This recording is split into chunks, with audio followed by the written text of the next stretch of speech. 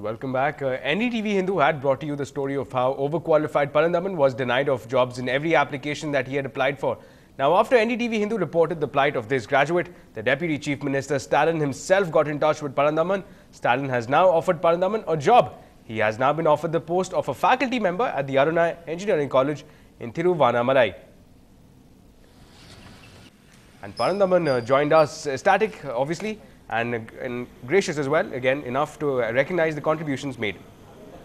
I am very happy and thanks to the Deputy Chief Minister Stalin sir for offering me a job as a faculty post in engineering college.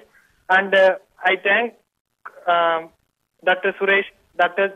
Sujata Jagdish and to the NDTV Hindu, all you, because of you all and the Deputy Chief Minister only I got this job offering. Now moving ahead, trust the city traffic not to leave any landmark in the city unscathed. Visitors to the St. Marie Punga were in for a rude shock this morning. According to an eyewitness, a lorry rammed into the compound wall of the Punga and a portion of the wall collapsed. The lorry driver escaped immediately. The park officials have lodged a complaint with the police. Meanwhile, the authorities are also taking efforts to rebuild the collapsed wall.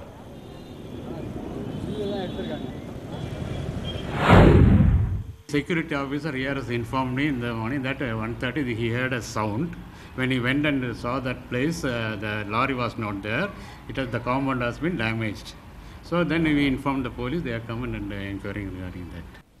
And again, some other developments. 4 Indians believed to be residents of Chennai have been rescued by Lankan fishermen. A boat with 4 Indians on board capsized in a storm over the Indian Ocean, and they were stranded in mid-sea. Now, after the rescue, the Indians were brought on Friday to the eastern port city of Trincomalee in Sri Lanka. The rescued Indians aged between 25 and 35 have been moved to a local hospital. They will be produced before a court and are likely to be sent for an immigration detention center.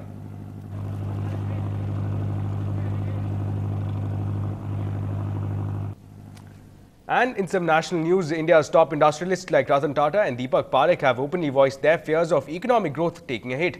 They cite the atmosphere of negativity courtesy of the 2G scam and crony capitalism as factors that could derail India's growth story. However, the Union Minister and powerful ally of the Congress, Sharad Pawar, says that the Prime Minister will definitely intervene to give the healing touch that is urgently needed. You don't worry about rumors or belief among some circles. The Prime Minister maybe is getting irritated and losing interest. I don't think so. Too much is blocked. Too much that he's trying to do is blocked. I don't think so. He basically, everybody knows that he is the most honest person. Right. Whole country, the whole world knows about his honesty, integrity, sincerity, loyalty, all these things. And everybody knows that he is a person who understands economy much better than any others. Right. And in such situation, if suppose something is happening, of course he is going to disturb. And that is the reason I think he might be worried. But I am also confident that he would like to improve and he will improve. You think he will intervene? He will apply the healing touch? 100% he will intervene and the situation will improve. Because what you are saying also amounts to applying the healing touch. Yes, that is the need of the hour today. Right.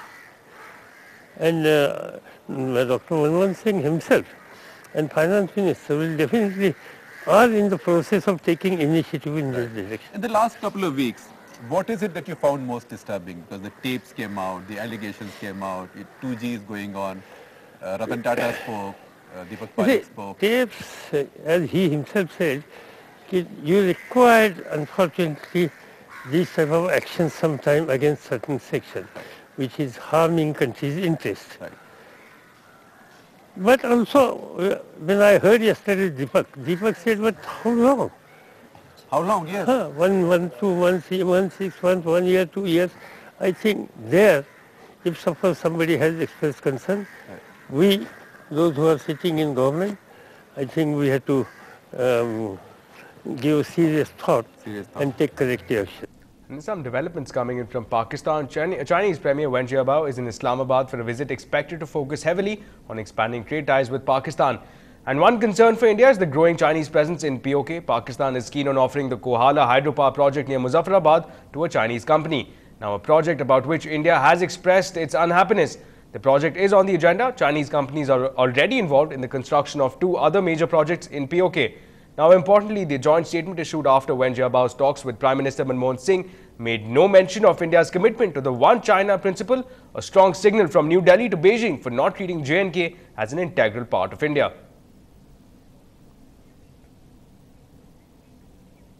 And some action coming in from the centre a day after the opposition hit out at Rahul Gandhi for reportedly telling the US ambassador that Hindu terror was more serious than terror from Pakistan. The Congress party is now on the offensive and is likely to ask the government to probe the RSS terror links. Now, the three-day plenary session of the Congress has begun and the resolutions to be passed have been finalized. Sources say that the party is likely to ask the government to probe alleged terror links of the RSS, especially in view of the arrests in the Ajmer Mecca Masjid blast cases by the Rajasthan police. Now, Congress today demanded a deeper probe into the killing of RSS activist Sunil Joshi linked to the Ajmer Dargah blast of 2007, alleging he was murdered by his colleagues as he knew too much about the outfit's activities. Now, Mohammed Hanif, the doctor from Bangalore, made news after he was wrongly implicated in a botched UK terror plot in 2007. The doctor returned to Australia for the first time after his detention in a bid to settle a hefty compensation. Hanif was working at the Gold Coast Hospital before his arrest in 2007 and still looks forward to returning to practice in Australia. The doctor was held for 12 days, the longest ever in Australian history, without being charged. Now, he now says that it's too late for an apology. Hanif is a cousin of Kafil Ahmed and Sabil Ahmed, the two operatives who launched the failed attack on the Glasgow International Airport in the United Kingdom. Now, Hanif was finally set free when the charges against him were withdrawn and his passport returned. He then returned to India voluntarily in July 2007. Now, a 29-year-old woman employee of an IT company, Payal, was found murdered at her JP Nagar flat in Bangalore on Friday evening. The victim, Payal Sureka, was from Assam and was a senior technical assistant with the IT giant. She was stabbed several times in the throat and other parts. The incident came to light after her husband, who stays in Orissa, Anand Narayan Mishra, was unable to reach her over the phone. He then called the landlord, who found the body. Her husband had left Bangalore for Orissa on Thursday. Police sources say that prima facie evidence showed that there wasn't a forced entry into the apartment. Payal's mobile phone is now missing from the house. Call details of Payal's mobile phones are being verified. Now, still ahead on the bulletin, we bring you not a kacheri from these performers, but a conversation about music and more in just a short while.